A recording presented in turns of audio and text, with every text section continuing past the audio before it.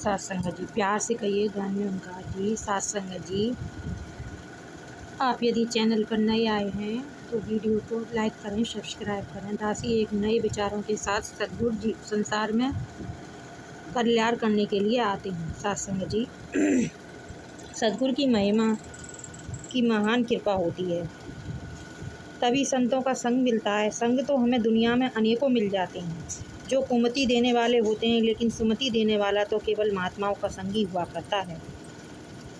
साथ संगत जी, वास्तव में साधु का दरबार सभी इंसानों के लिए होता है। वहाँ सभी इंसान मिल बैठकर भक्ति कर सकते हैं। संसार में अनेकों ऐसे भेद डाले गए हैं कि आपस में मिलकर भक्ति हो ही नहीं सकती।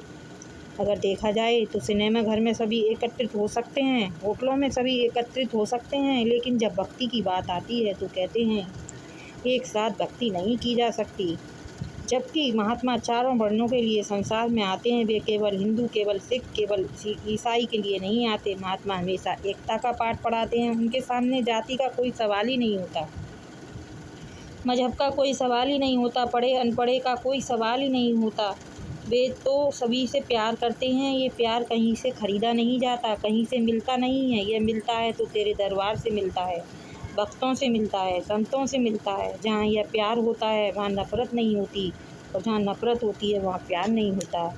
साथ संगत जी, चीज़ तो एक ही टिकती है। जहाँ निरंकार होता है वहाँ अहंकार नहीं टिक सकता, और जहाँ अहंकार होता है वहाँ निरंकार नहीं टिक सकता।